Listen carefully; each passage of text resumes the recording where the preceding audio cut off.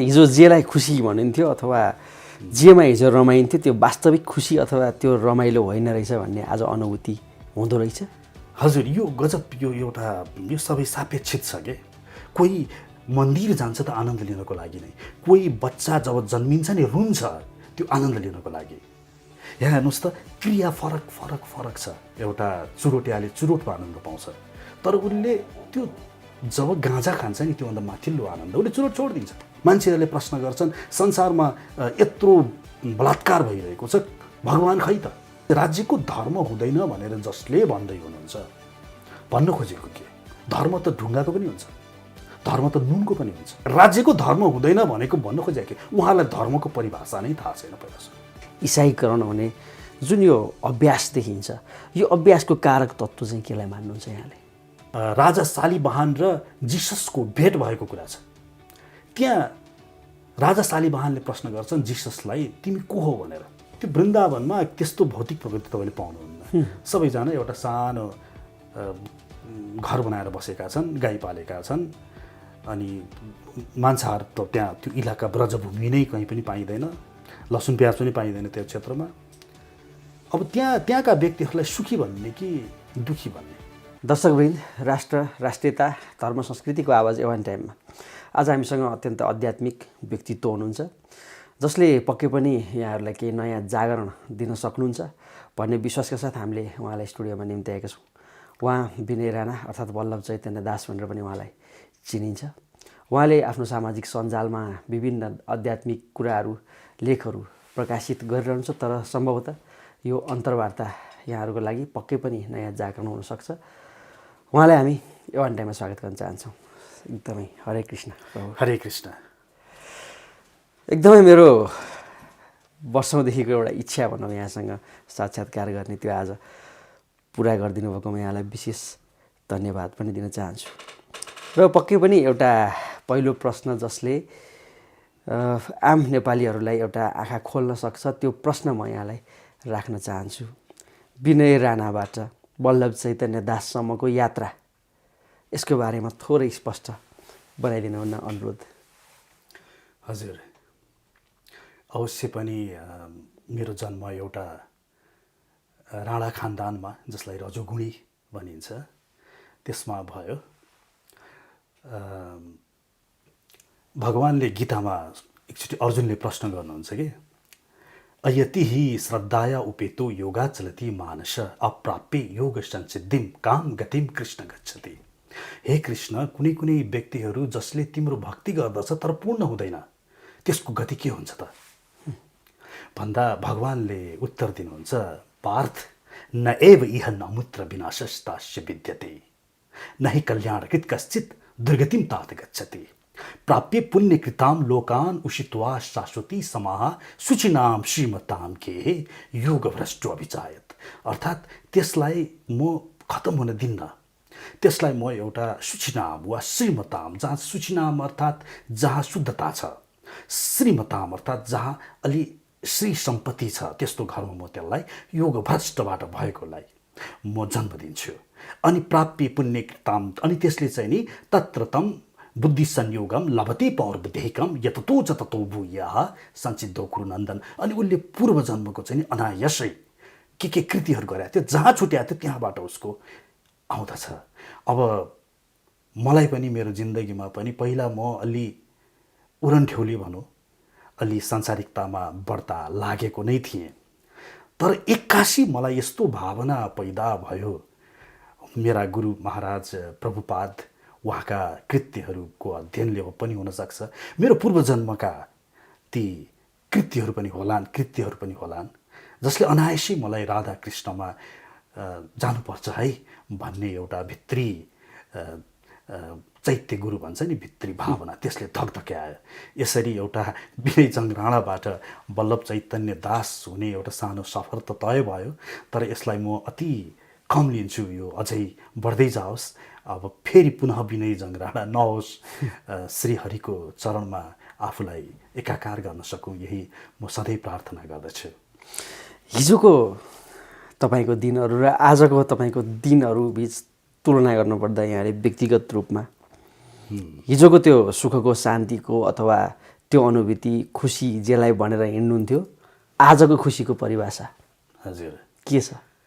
यो गीतामा पनि भगवान्ले भन्नुभएको छ दोस्रो अध्यायको 69औं श्लोकमा या निशा सर्वभूतानां तस्याम जागृति संयमी यस्याम जागृति भूतानि सा निशा पश्यतो मुनेहा। अर्थात् सांसारिकतामा लिप्त व्यक्तिहरूलाई जुन उज्यालो हुन्छ नि त्यो योग साधनामा अध्यात्ममा गएका व्यक्तिलाई त्यो अँध्यारो हुन्छ अरे भने उसको लागि उज्यालो उसको लागि अँध्यारो हुन्छ।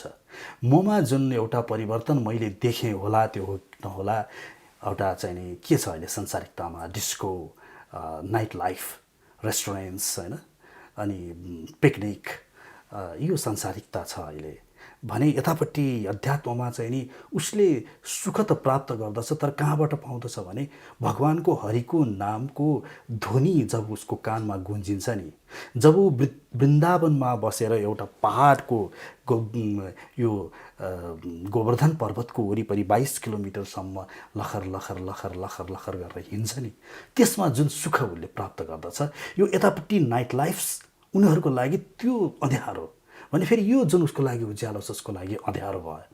त्यसरी 81 एउटा परिवर्तन म देख्दछु जुन भगवानको कृपाले मलाई भगवानको कृपा नै प्राप्त भयो यसरी बुझ्नु पर्ला। अर्थात् हिजो जेलाई खुसी भनिन्थ्यो अथवा जेमा हिजो रमाइन्थ्यो त्यो वास्तविक खुसी अथवा त्यो रमाइलो होइन रहेछ भन्ने आज अनुभूति हुँदो रहेछ। हजुर यो गजब यो एउटा यो सबै सापेक्षित छ के एउटा हुन्छ नि आनन्द भनेको के हो। एकपल्ट इन्द्र पनि सुँगुरको योनिमा पुगेका थिए उनी फिर्ता जान चाहेनन् उनलाई त्यो सुँगुरानन्द भन्छ कि त्यसलाई सुँगुरको आनन्द भनिन्छ नि वैज्ञानिक परिभाषामा पनि सुँगुरको जिब्रोमा यति धेरै स्वाद लिने कणहरू हुन्छन् रे कि उसले काठ चपाउँदाखेरि पनि हामीले मानव हलुवा चबा जस्तो स्वाद पाउँदछ।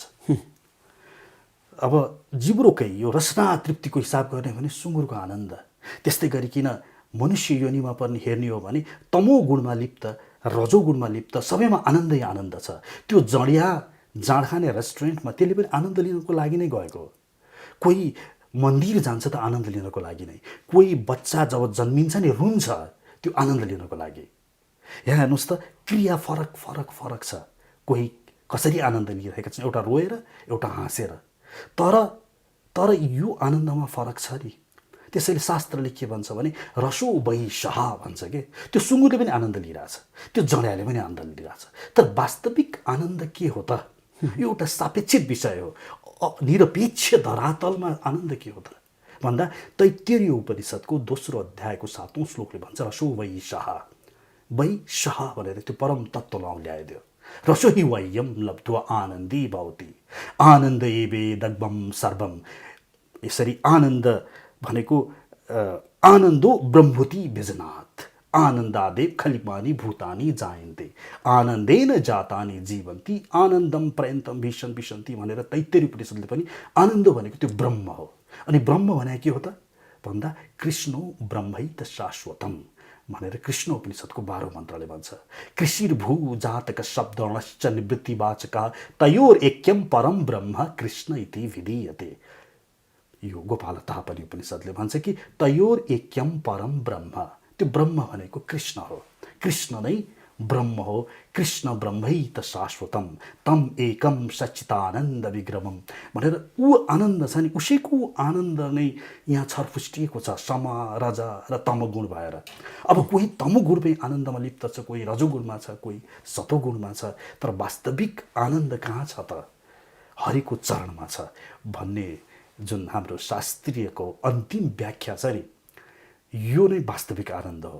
नत्र भन्दै हेर्नुहोस् न एउटा चुरोटियाले चुरोटमा आनन्द पाउँछ तर उसले त्यो जब गाँजा खान्छ नि त्योभन्दा माथिल्लो आनन्द उसले चुरोट छोडिदिन्छ चुरोटबाट अब आनन्द आउँदैन। अनि गाँजा खानेले पनि फेरि अझ माथि आज के छन् स्म्याक छन् के छ हेरोइन के ब्राउन सुगर त्यो लिन थालेपछि उसको त्यो छुट्छ।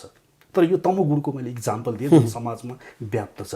तर हामी सतोगुणको तर्फ जाने हो भने पनि आनन्दको यसरी बढावा हुँदै जान्छ र अन्तिम आनन्द भनेको राधा कृष्णको चरणमा छ। हामी जीवको लागि जीवेरा स्वरूपा होए कृष्णेरा नित्य दास कृष्णेरा तटस्था शक्ति भेदाभेद प्रकाश भनेर चैतन्य महाप्रभुले भन्नुभएको छ। सबै जीव हामीहरू को रे भने कृष्णको नित्य दास हो रे हामी, हाम्रो वास्तविक रूप प्रकृतिमा।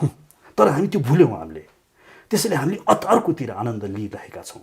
त्यही सुँगुर पनि त एउटा आत्मा त हो नि, तर त्यसले त्यहाँ विष्ठामा आनन्द लिइरहेको छ।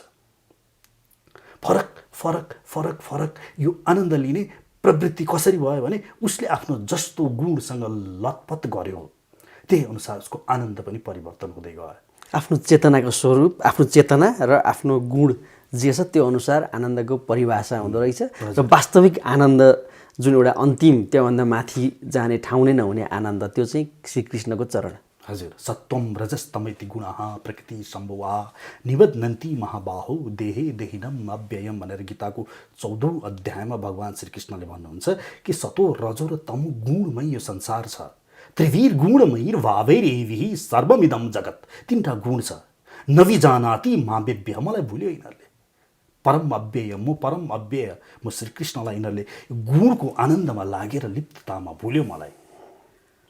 त्यसैले तिमी माथि उठ, तिमी यो आनन्दको खुड्किलोबाट चढ्दै जाऊ।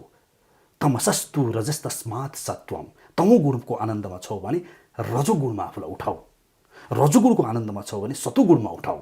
तत् ब्रह्म दर्शनम, अनि त्यसपछि ब्रह्मको दर्शन देख्दछौ। अब म यहाँलाई आनन्दबाटै जोड्दै जाँदा कहाँ जोड्न चाहन्छु भन्दा, हामीले आफ्नो कर्तव्यबाट चुक्दाखेरि अथवा भनौँ आफ्नो धर्मबाट चुक्दाखेरि पनि आनन्दमा ह्रास हुने अथवा तनाव हुने स्थिति सिर्जना हुन्छ नि, होइन? अब हेर्नुहोस्, यसमा हामी हाम्रो शास्त्र अनुसार जाने हो भने कर्तव्य, कर्म र आनन्द यो दुईटा कस्तो छ भने हाम्रो यो शरीर तटस्थ शक्ति, यो बाह्य शक्ति पृथ्वी जल तेज वायु आकाश मनोबुद्धि अहङ्कारको हो भने त्यसमा विराजमान रहनुभएको तपाईँ आत्मीय स्वरूपमा, तपाईँ जीव चेतना तप जुन छ त्यो चाहिँ नि छुट्टै आत्मीय स्वरूपमा, अर्थात् तपाईँ मिक्सचर हुनुहुन्छ। एउटा चाहिँ बाह्य जगत वस्तु भनौँ पृथ्वी जल तेज वायु आकाश मनोबुद्धि अहङ्कारको भने, अर्को चाहिँ नि तपाईँ हुनुहुन्छ आत्मीय स्वरूपमा तपाईँ। अब यो दुईटाको छुट्टा छुट्टै कर्तव्यहरू हुन्छ।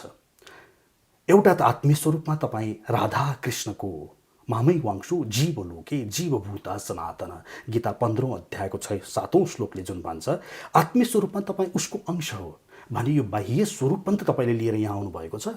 अब तपाईँ कसैको पुत्र हुनुहुन्छ, तपाईँ कसैको देशको कुनै नागरिक हुनुहुन्छ, तपाईँ कसैको पति होला, कसैको पिता होला।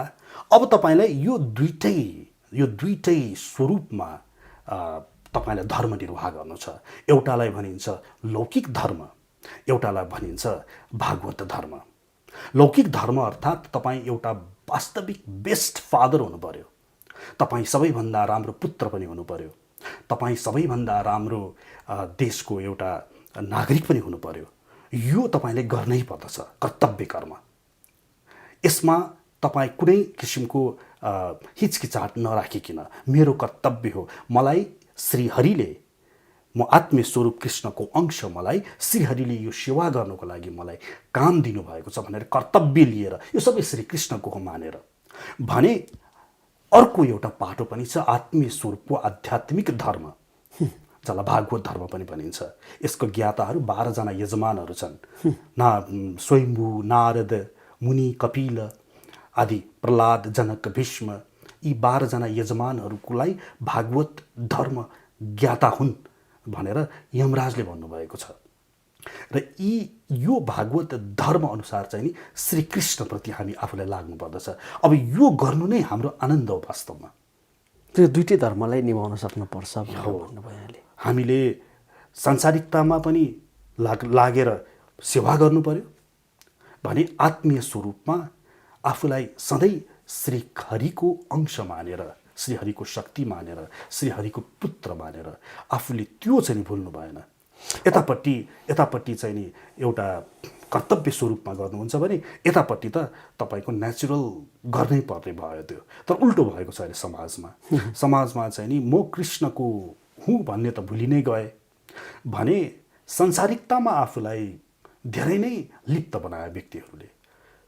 अझ बालक हुँदाखेरि भगवद् गीता रामायण आदि पढेर वैराग्यताको ज्ञान लिएर म को हुँ, यो संसार त मेरो होइन नि, म त मरेर जाने हो नि त, यो बुझ्दै उसको हुर्क्याइ हुनुपर्नेमा हिन्दी फिल्म हेरेर इल्लु इल्लु क्या है, इल्लु इल्लु क्या है, अथवा कोही मृत्यु हुन्छ भनेदेखि त घुवा घुवा रोएको त्यो एउटा जुन देखाइन्छ त्यहाँ, यस्तो किसिमको एउटा लिप्तता संसारिकतामा जुन अनित्य छ,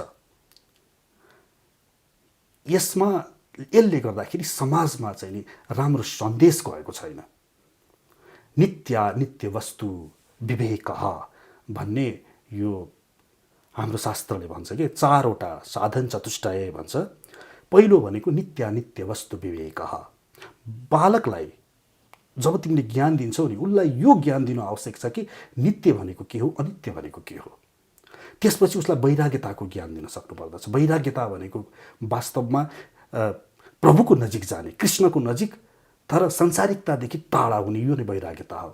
त्यसपछि आउँछ अझै षड सम्पत्तिले युक्त भनेर भनिन्छ, शम दम श्रद्धा समाधान उपरति तितिक्षा, यी गुणहरू। शम भनेको आफ्नो मनलाई नियन्त्रण गर्न सक्नु, दम भनेको आफ्नो बाह्य इन्द्रियहरूलाई नियन्त्रण गर्न सक्नु, श्रद्धा भनेको ईश्वरप्रति यो संसार हेर्नुहोस् त कसले चलाइरहेको छ, समाधान भनेको चाहिँ नि यो चित्तको एकाग्रता, तितिच्छु भनेको द्वैत भावमा समभाव हुने, सुख दुःखमा, गर्मी जाडो अथवा यस्तो किसिमका द्वैत भाव जुन संसारमा छ यसमा सम रहनु, र उपरति भनेको चाहिँ नि ईश्वरमा पूर्ण निष्ठा, र अन्त्यमा मुमुक्षु भनेको आफूले यो जुन हामी यो 84 लाखको योनि भनिन्छ यसमा जुन चक्र छ यसबाट मुक्त हुने अपेक्षा। यो ज्ञान लिँदै हुर्क्याइ हुनुपर्ने। तर यहाँ यस्तो भयो कि व्यक्तिहरू यो संसारिकतामै लिप्त भएर यो संसार नै सबै हो, मृत्युपछि केही पनि हुँदैन, त्यो पर्दापछि सकियो भन्ने किसिमको एउटा आसुरी शिक्षा यो समाजमा व्याप्त भयो। यसले गर्दाखेरि व्यक्ति संसारमा जुन भ्रष्टाचार, संसारमा जुन बलात्कार, चोरी, मान्छेहरूले प्रश्न गर्छन् संसारमा यत्रो बलात्कार भइरहेको छ, भगवान खै त? त्यो होइन, भगवानदेखि टाढा भएको हुनाले नै भ्रष्टाचार, बलात्कार, चोरी, डकैती, मान्छेहरू चाहिँ नि अभद्र, यो कुसंस्कारहरूको जन्म ईश्वरदेखि विमुख भएर संसारिकतामा लिप्त हुनाले नै हुने गर्दछ। आज हामी यहाँले पनि जोडिसक्नुभयो जुन अवस्थामा हामी आइपुगेको छौँ, नागरिकले पनि आफ्नो राज्यप्रतिको धर्म अथवा राजनीतिकर्मीले पनि राज्यप्रतिको धर्मलाई निभाउन नसकेको कारणले नै हाम्रो यो दुर्दशा भइरहेको हो त। त्यसो भए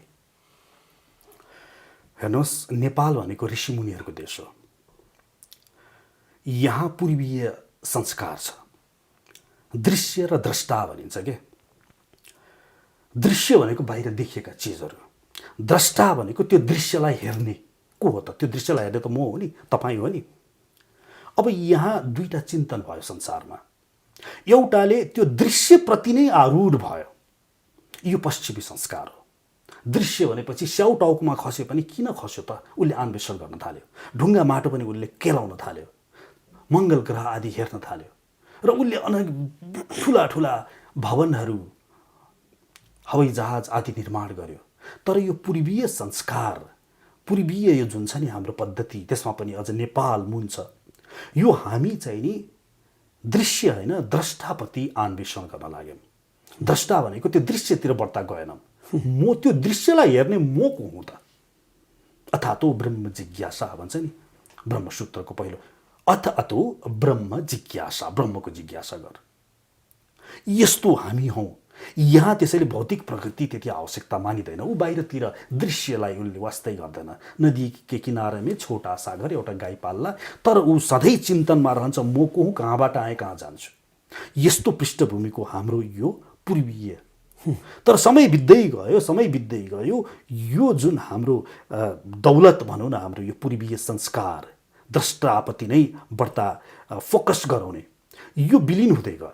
अब मान्छेहरू के हुन थाले, बिस्तारै यतापट्टाबाट हटाउने बित्तिकै अब पश्चिमेली संस्कार जुन प्रवृत्ति मार्गी भनिन्छ त्यो पश्चिमेली संस्कार हेर्ने बित्तिकै त्यहाँ त इन्द्रिय तृप्ति गर्न पाइन्छ, त्यहाँ त आँखाको तृप्ति गर्न पाइयो, कानको तृप्ति गर्न पाइयो, नाकको जिब्रोको, त्यहाँ त यौनाङ्ग उच्छृङ्खलता त्यो पुरै त्यहाँ चाहिँ जे पनि गर्न पाइने भयो नि। उनीहरू त्यसमा आकृष्ट हुन थाले। अहिले मान्छेहरू घरबार देश छोडेर अमेरिका जान्छन्, पाइन्छ के त्यहाँ? त्यही चिल्लो गाडी त हो नि, अथवा चिल्लो बाटो होला, अथवा रेस्टुरेन्टमा गएर बर्गर खाने होला, अरू के त? यतिको लागि त हो नि। त्यो भनेको आफ्नो इन्द्रिय तृप्ति भन्छ त्यसलाई। यो लोभमा उता जान थाले। अब यताका मान्छे न यताका उताका भए पेन्डुलम हुन थाले। न पूर्वीय संस्कारमा बस्न सके, न पश्चिमी संस्कारलाई पूर्ण अँगाल्न सके, बिचमा पेन्डुलम। यसले गर्दाखेरि झन् दुर्गति भयो। कि त हामी आफ्नो द्रष्टाप्रति नै विश्वास गरेर आफूलाई को हुँ भनेर यतापट्टि लाग्न सक्नु पर्थ्यो, कि त पूर्ण पश्चिमेली समाज चाइना जस्तो भगवानै छैन भनेर भए पनि पुरा कम्युनिस्ट भएर लाग्न सक्नु पर्थ्यो। तर यो दुवै गर्न सकिएन।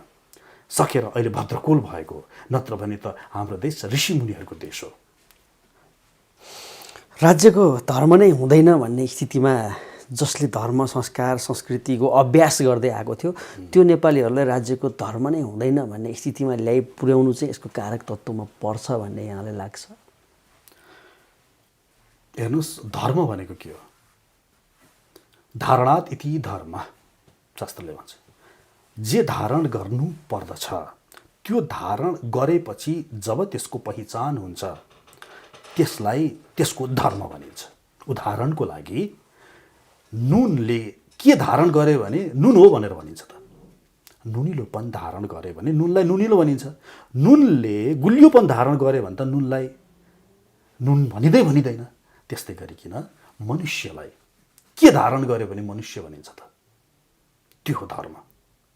अमानित्वम अदम्भित्वम अहिंसा शान्ति आर्जवम, मान अपमानमा सम हुने, अहिंसक हुने, सरलता, गुरुपासनम, शौचम, यो विभिन्न गीताको 13, 8, 9, 10, 11, 12 आदि श्लोकमा मनुष्यका व्यवहारहरू बताइएको छ। अब यसलाई जसले धारण गर्दछ त्यसलाई धर्म भनिन्छ। अब राज्यमा को बस्छ त? मनुष्य बस्छ कि बाघ भालु बस्छ कि राज्यमा खाली हुन्छ कि राज्य भनेको खालि ढुङ्गामुढा मात्रै हो कि? भनेपछि राज्यको धर्म हुँदैन भनेर जसले भन्दै हुनुहुन्छ, भन्न खोजेको के? धर्म त ढुङ्गाको पनि हुन्छ, धर्म त नुनको पनि हुन्छ। बाघको धर्म नै मृगलाई मारिखानु हो। कुकुरको धर्म नै भुक्ने कराउने टोक्ने हो। कुकुरले भुक्न छोड्यो भने त्यो कुकुरले आफ्नो धर्म छोड्यो भने राज्यको धर्म हुँदैन भनेको भन्न खोजेको के? उहाँलाई धर्मको परिभाषा नै थाहा छैन पहिला सुरु। तसर्थ धर्म भनेको जेको पनि हुन्छ। धर्म भनेको उसको क्यारेक्टरिस्टिक हो के? त्यो क्यारेक्टरिस्टिक फलो गर्नाले उसको पहिचान हुन्छ, त्यसलाई नै धर्म भनिन्छ। भने हाम्रो नेपाली हाम्रो पहिचान के हो त? हाम्रो धर्म के होला त? ल भन्नुहोस् त। ढाका टुपी होइन र? अथवा दोहोरा सुरुवाल होला? ल त्यो मान्नुहुन्न कसैले, मान्दिन भने पनि हाम्रो ऋषिमुनिहरूको देश त हो नि यो। यो राजा भरत जो यस पृथ्वीलोककै राजा थिए, राजा भरतको कुरा आउँछ भागवतमा। त्यो उहाँकै नामबाट भरतपुर रहन गयो भनेर प्रमाणित एकजना हाम्रा इतिहासविदले गर्नुभएको छ। जनकपुर यहाँ छैन र? यहाँ जहाँ खन्नुस् शिवको मूर्ति भेटिन्छ, शिवलिङ्ग भेटिन्छ। भनेपछि यसको पहिचान के त? यसको पहिचान वैदिक सनातन होइन र? तसर्थ हाम्रो राष्ट्रलाई वैदिक सनातन हिन्दू धर्म यससँग जोड्नु भनेको वास्तविक पहिचान दिएर त्यसमा उभ्याउनु हो। तर यसबाट हटाउन खोज्नु, अन्यको पिछलग्गु भएर अन्यले गरेको भरमा आफूलाई मोडर्नाइज गर्न खोज्नु भनेको आफ्नो पहिचान मेट्न खोज्नु हो। त्यो नुनले जब म गुलियो हुन चाहन्छु भन्दै उसले आफूले जबरजस्ती गुलियोपन, मेरो पहिचान गुलियो हो भन्न चाहन्छ भने त्यो नुनको पहिचान स्वतः मेटिन्छ। उसै गरी हामी नेपालीत्वको पहिचान स्वतः मेटिन जान्छ। र त्यो पहिचानलाई मेट्ने काम त एक किसिमले भइसकेको छ। हाम्रो देशको राज्यको पहिचान, धर्म, संस्कृति सबै मासिने क्रममा छ। र यहाँले अघि भन्नुभएको जस्तै इसाईकरण हुने जुन यो अभ्यास देखिन्छ, यो अभ्यासको कारक तत्त्व चाहिँ केलाई मान्नुहुन्छ यहाँले? अब आध्यात्मिक रूपले हेर्ने हो भने हेर्नुहोस् है, के छ भन्दाखेरि पहिला इसाई भनेको के हो, मुसलमान भनेको के हो, हामी हिन्दू भनेको के हो त्यो बुझ्नु जरुरी छ। एउटा कुरा के बुझ्नु पर्यो भने यो समस्त विश्व ब्रह्माण्ड यो श्रीकृष्णको हो। त्यहाँ मेरो लागि छुट्टै ईश्वर, चाइनिजको लागि छुट्टै ईश्वर, अमेरिकनको लागि छुट्टै ईश्वर के आकाशमा बस्या होलान् र? त्यो त एक कक्षाको विद्यार्थीलाई गएर सोधे पनि भन्छ त्यहाँ एक बसेको छ भने उसले यो सबै सृष्टि छ यहाँ भने उसले तपाईँ म हिन्दूलाई मात्रै राम्रो होस्, क्रिस्चियनलाई नराम्रो होस् भन्ने चाहँदैन। उसले सबैको राम्रो होस् भन्ने चाहन्छ। तसर्थ उसले विभिन्न किसिमका व्यक्तित्वहरूलाई, ऋषिमुनिहरूलाई यहाँ बारम्बार पठाउने गर्दछ। तर के कुरो छ भने जसरी एक कक्षाको किताब छुट्टै हुन्छ, 2 कक्षाको लागि छुट्टै किताब हुन्छ, 5 कक्षाको लागि छुट्टै किताब हुन्छ, त्यसै गरिकन शतुगुणी व्यक्तित्वको लागि छुट्टै किताब हुन्छ पढ्नको लागि, माथि चढ्नको लागि। त्यसै गरिकन मुसलमानको बारेमा मुसलमानहरूलाई उकास्नु पनि भगवानको कर्तव्य हो र उनीहरूलाई उकास्नको लागि कुरान भन्ने किताब छ भनौँ, क्रिस्चियनहरूलाई उकास्नको लागि बाइबल भन्ने किताब छ भने हाम्रो वैदिक सनातनीहरूलाई उकास्नको लागि वेद भन्ने किताब छ। अब यहाँ कुन किताब उत्कृष्ट, कुन किताब के भन्नेतिर लाग्नुभन्दा पहिला के बुझ्नु जरुरी छ भने हामी यहाँ बसेका छौँ। हेर्नुहोस् है, कस्तो भयो भन्दाखेरि कुरानको बारेमा कुरा गर्ने हो भने पहिला हाम्रो भविष्य पुराण पल्टाउनु पर्ने हुन्छ। अलिकति मैले टाइम लिएँ त यसमा। भविष्य पुराणको प्रतिसर्ग पर्वको 3रो अध्यायमा त्यहाँ राजा त्यहाँ चाहिँ नि भोजराज र मोहम्मदको बिचमा कुराकानी भएको लेखिएको छ र त्यहाँ यो मोहम्मदले के भन्छ भने त्यहाँ के लेखिएको छ भनेदेखि त बलि दैत्येन पृष्ठः पुनरागतः, म बलि महाराजले पठाएर आएको हो भन्दाखेरि यो मोहम्मद भनेको हाम्रो शास्त्र अनुसार को हो भन्दाखेरि यो मोहम्मद भनेको त्रिपुरासुर दैत्य हो। यो त्रिपुरासुर दैत्यलाई स्वयं बलि महाराजले यस पृथ्वीलोकमा पठाए।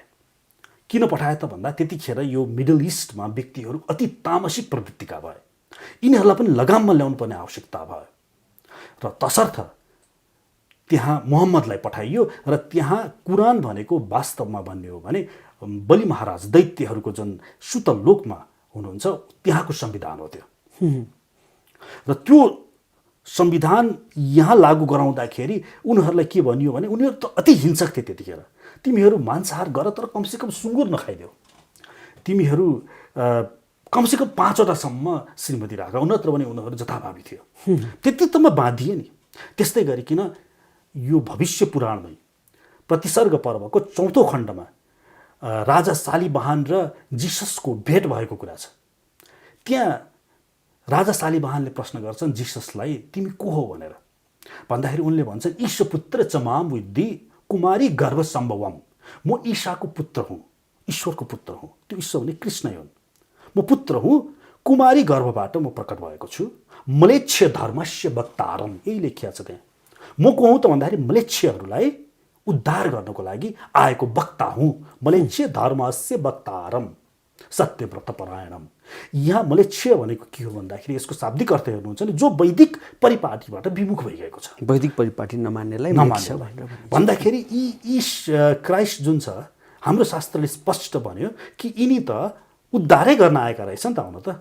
तर कसलाई उद्धार गर्न आए त वैदिक परिपाटी छोडेर बाहिर गएकाहरूलाई पनि त उद्धार गर्नु पर्यो नि, रजोगुणीहरू पनि होलान्। तसर्थ तिनीहरूलाई उद्धार गर्नको लागि वास्तवमा क्राइस्ट आएका हुन्। अब यता हाम्रो नेपालमा अथवा भारतवर्षमा जो हामी जन्म लिएका छौँ, अब हामी त वैदिक परिपाटीबाट बाहिर गएकै छैनौँ, हामी त मलेच्छ भएकै छैनौँ। अब बाहिर गएकालाई त्यो बाइबल ठिक छ, अमेरिकनहरूलाई होला अथवा उताका जो चाहिँ नि नास्तिकहरू होलान् उनीहरूलाई त्यो ठिक छ। तर त्यही बाइबल ल्याएर अब नेपालमा पढाउन खोज्नु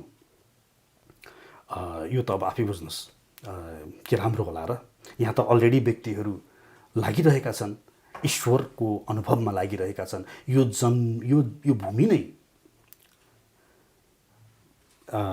तपस्वीहरूको भूमि हो। अब यहाँ यसरी यो आउनु, यसको अवश्य पनि प्रतिकार गरिनु पर्दछ। हामीहरूले हाम्रा नेपालीहरूलाई, हाम्रा भारतवर्षका सबैलाई तिम्रो गीतामा जे लेखिएको छ त्यो अध्ययन गर, तिमीहरू त्यसैबाटै मुक्त हुनेछौ भन्ने प्रचार गर्न सक्नुपर्नेछ र सक्छौँ पनि होला, गरिरहेका पनि छौँ र यसरी मुक्ति होला भनेर चाहिँ नि बुझ्नु पर्ला यसलाई। अब म यहाँलाई अर्को एउटा, सायद हामी अन्त्यतिर पनि आइपुग्न सक्छौँ, म यहाँलाई अर्को एउटा प्रश्न के राख्न चाहन्छु भन्दा, यो पवित्र भूमि, ईश्वरको भूमि, ऋषि मुनिहरूको भूमि, तर यही भूमि चाहिँ किन अहिले विकासमा पनि पछाडि, जनताको जीवनस्तर पनि खस्कँदो, राज्यको तुलना गर्नुपर्दा एक किसिमले सबैभन्दा दुःख पाइने ठाउँ, त्यो किन बन्न गयो? मैले अघि पनि यहाँलाई भने नि, यो देवभूमि हो। हामी निवृत्ति मार्गी हौँ, प्रवृत्ति मार्गी हामी होइनौँ। हामी आफूलाई जान्न खोज्ने प्रयास गर्छौँ। म को हुँ, म कहाँबाट आएँ, मेरो अस्तित्व के छ, मेरो ईश्वरसँग के सम्बन्ध छ, यसबारे बढ्ता आरूढ हुने जब त्यो आत्माले त्यस्तो किसिमको चेतना प्राप्त गर्दछ, त्यसलाई भारतवर्षमा ईश्वरीय विधानद्वारा जन्म दिइन्छ। अर्थात् यो नेपालमा, भारतमा जन्म लिनु भनेको नै यहाँ आध्यात्मिक रुचि लिन चाख लिइरहनु भएको छ। रजसी प्रलयम गत्वा कर्मसङ्गीषु जायते भनेर गीतामा 14औं अध्यायमा भगवानले भन्नुहुन्छ। जो व्यक्ति राजसी गुणमा हुन्छ ऊ कर्म गर्न चाहन्छ। मानव एउटा व्यक्ति अति राजसी भोग गर्न चाहन्छ भने त्यसको यो जन्मपछि ऊर्ध्वं गच्छन्ति सत्त्वस्ता मध्ये तिष्ठन्ति राजसाः रजसी प्रलयम गत्वा कर्मश, उसको सायद त्यस्तै देशमा जहाँ कर्म प्रधान छ त्यहाँ जन्म होला। तर यो देशमा यहाँ व्यक्तिहरू आफैलाई जान्ने, ईश्वरलाई जान्ने, यसमा यो खेलामा धेरै छन्, धेरै हुनुपर्ने ठाउँ हो। उनीहरूलाई भौतिक प्रगतिलाई उनीहरूले ठुलो मान्दैनन्। पहिलो कुरा त्यो बुझ्नु पर्यो। हामी पूर्वीहरूले भौतिक प्रगतिलाई ठुलो मान्दैनौँ, हामी आध्यात्मिक प्रगतिलाई ठुलो मान्छौँ। राम राज्यमा व्यक्तिमा दया होस्, सबैतिर सबैलाई प्रेम गर्ने व्यक्तिमा नीति रहोस्, त्यहाँ प्रहरी नै नचाहियोस्, त्यहाँ चाहिँ नि सबैप्रति दया होस्, इमान्दारिता होस्, भ्रष्टाचार नहोस्, व्यक्तिमा शान्ति होस्। यो प्रमुख मुद्दा हुन्छ निवृत्ति मार्गीमा। भने प्रवृत्ति मार्गीमा चाहिँ नि यो भौतिक प्रगति बढ्दा उनीहरू त्यसप्रति आरूढ हुन्छन्। अब हेर्नुहोस्, उदाहरणको लागि पश्चिमा देशमा पनि प्रहरी छन्। जति प्रहरी बलिया छन् त्यति नै त्यहाँका बदमासहरू पनि त्यति नै बलिया छन्। प्रहरीले आँखा कहिले झिमिक्क पार्ला र म यहाँ केही गरौँला भनेर उनीहरू बसिरहेको हुन्छन्। भने वृन्दावनमा जानुहोस् त, त्यहाँ प्रहरी नै देखिँदैन। त्यहाँ चाहिँ नि व्यक्तिहरू स्वतः कति निर्मल छन्। अब तर प्रगति, भौतिक प्रगति हेर्नुहुन्छ भने त्यो वृन्दावनमा त्यस्तो भौतिक प्रगति तपाईँले पाउनुहुन्न। सबैजना एउटा सानो घर बनाएर बसेका छन्, गाई पालेका छन्, अनि मांसाहार त त्यहाँ त्यो इलाका ब्रजभूमि नै कहीँ पनि पाइँदैन, लसुन प्याज पनि पाइँदैन त्यो क्षेत्रमा। अब त्यहाँका व्यक्तिहरूलाई सुखी भन्ने कि दुखी भन्ने? भौतिक प्रगतिलाई नै सर्वस्व मान्न भएन। तर अब के भयो भन्दाखेरि हामी चाहिँ नि अलिकति यो पेन्डुलम भयो कि यो पनि गर्ने त्यो पनि गर्न खोज्ने। हामी पश्चिमी जस्तो हामीलाई चाहिँ त्यो पनि चाहिएको छ र हाम्रो आध्यात्मिक पनि यो अनुसार चाहिएको छ। यसले गर्दाखेरि के भयो भने यो आध्यात्मिकवाद रूढिवादीमा धेरै केन्द्रित हुन थाल्यो। व्यक्तिहरूले यसमा विश्वासै गर्दैनन् र रूढिवादीमै जान थाल्यो। भने यतापट्टि लाग्न खोज्ने पश्चिमा वृत्तिबाट पनि व्यक्ति एकदम लालायित र पूर्वीय पनि छोड्न नसक्ने। अब यो बिचमा पेन्डुलम हुँदाखेरि यसको विकास भएन। र नेपालको राजनीतिक अवस्थालाई चित्रण गर्नुपर्दा यहाँले के भन्नुहुन्छ? राजनीतिक अवस्था देशको कस्तो मान्नुहुन्छ? अब देशको अवस्था त भताभुङ्ग नै छ। ईश्वरको नाममा शपथ लिन नचाहनेहरूको हालिमुहाली छ। जनताहरू पनि त्यस्तै छन्, चुनी चुनी त्यस्तै त्यस्तै व्यक्तित्वहरूलाई आफूमाथि शासन गर्न पठाउँछन्। राजनीति भनेको त राज गर्ने नीति हुनुपर्ने ठाउँमा आफ्नो पेट भर्ने नीति भएको छ। यस्तो बेहालको अवस्था छ अहिले। अब यसलाई उकास्नको लागि अन्यबाट शिक्षा लिने हो कि अथवा हाम्रै शास्त्रबाट बुझ्ने हो कि, अब यसमा धेरै किसिमका कार्यहरू गर्न सकिन्छ होला। अब राजनीतिक अवस्था त अहिले राम्रो देख्दिनँ म, मेरो व्यक्तिगत रूपमा भन्नुपर्दा। र यो देशलाई माथि लैजान सक्ने यहाँले एउटा एकदमै चिन्तन गर्नुपर्दा नेपाल कस्तो होस् भन्ने चाहनुहुन्छ? यहाँलाई मैले अन्तिम प्रश्न नै भन्छु यसलाई। यसको एकै उत्तर छ, कृष्णमय होस्। भगवानलाई सबैले प्रेम गरून्। त्यो भयो भने मानिसले चाहेको सबै स्वतः भइहाल्छ। मानौ कोही व्यक्ति सुख चाहला, शान्ति चाहन्छु भन्ला, कोही चाहिँ नि सबैले मलाई माया गरून् भन्ने चाहला, कोही चाहिँ नि मलाई यो होस् त्यो होस् भन्ने चाहला। तर त्यो चाहनाको पनि अन्तिम बिन्दु कृष्णमय छ। जब व्यक्ति कृष्णमय हुन्छ, यो माम पश्यति सर्वत्र सर्वम च मयि पश्यति, जसले जताततै मलाई देख्दछ त्यसले मलाई नै देखेको हुन्छ। त्यस्तो भावनामा अनन्य भक्ति भन्छ नि, पुग्ने बित्तिकै उसले के धनी के गरिब के कुकुर के बिरालो उसले देख्दैन, जताततै कृष्ण देख्दछ भने यो जुन जातभातको के समस्याहरू छ त्यो स्वतः नाश हुने भइगयो। उसले जब जताततै कृष्ण देख्दछ उसले कोही माथि व्यभिचार गर्न सक्ने उसको सामर्थ्यता रहँदैन। जब उसले जताततै कृष्ण देख्दछ उसले भ्रष्टाचार पनि गरेर देशका जनताहरूलाई दुःख दिन पनि उस सक्दैन। उसले देख्दछ कि म कृष्णलाई दुःख दिइरहेको छु। देशमा सुशासन होला। किन सुशासन होला भन्दा उसले जताततै कृष्ण देखेको छ। जब व्यक्तिले जताततै कृष्ण देख्दछ यो जुन हत्या हिंसा त्यो स्वतः बन्द होला।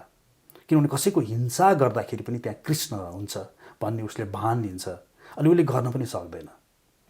भन्दाखेरि स्वतः राम राज्य स्थापना त्यो एउटा सानो अध्यायबाट नै पूर्ण होला। अत्यन्त महत्त्वपूर्ण सन्देश दिनुभयो हाम नेपालीलाई। पक्कै पनि यो अन्तर्वार्ता पुरा हेर्ने जसले हेर्नुभयो उहाँले बुझ्नुहुन्छ भन्ने आशा राख्दै यहाँको अमूल्य समयको लागि एकदमै धन्यवाद। हजुर, हरे कृष्ण, हरे कृष्ण।